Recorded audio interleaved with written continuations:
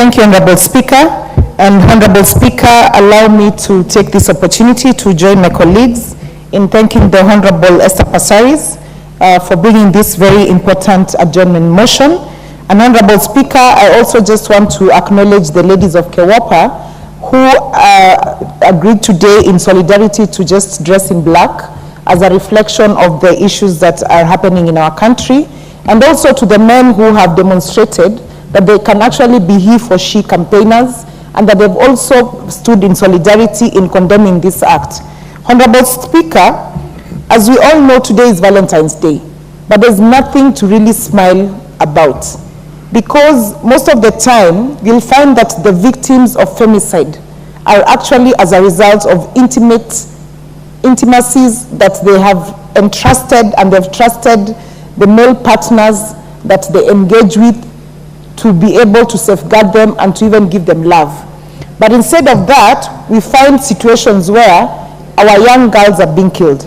Honorable Speaker, the reason why I am saying the young girls is because in the statistics of our country, 45% of these cases are actually young girls between the age of 15 and 19, which means these are young women who ideally are not in a state of mind that they can make decisions, especially when they're in a vulnerable state.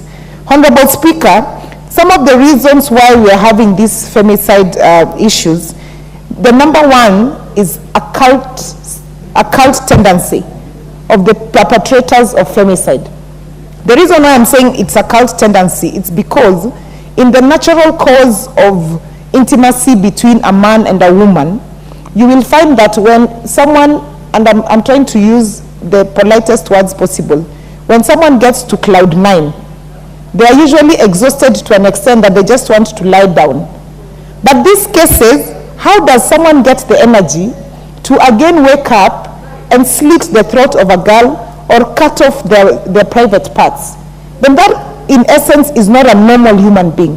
Honorable Speaker, that is someone who either belongs to a cult, or is a witch, or is just an evil person.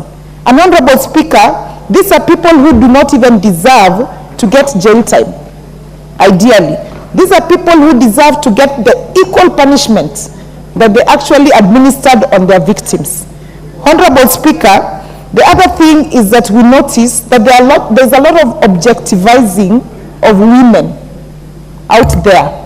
That women are described by how they are dressed or their bodies and such like things, which is very unfortunate, because ideally the first thing that you should see from a human being is what they can bring forth in terms of their brain resource. It shouldn't be about that their body looks like you can actually do something with it, because that is objectivizing.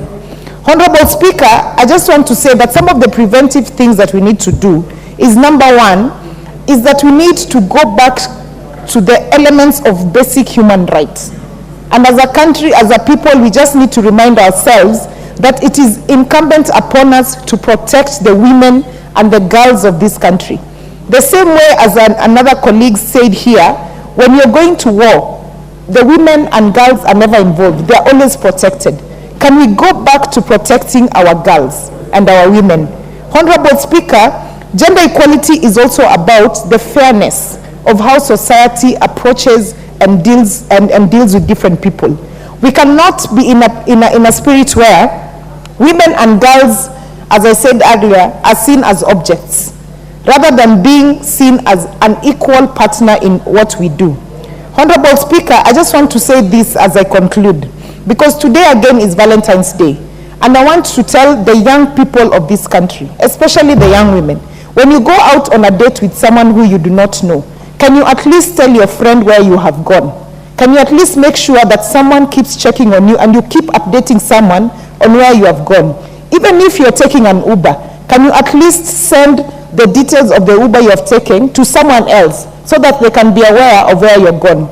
And secondly, and this is to the DCI, because DCI has always sensationalized and given us information of these issues, can we get reports in terms of progress of what these perpetrators have been done for? And finally, to the young men of this country and parents of young men, please let us teach our boys to respect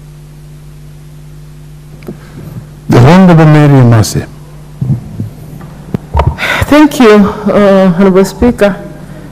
From the onset, I want to congratulate Honorable Women Rep Nairobi Pasaris for bringing up this very important and genuine motion.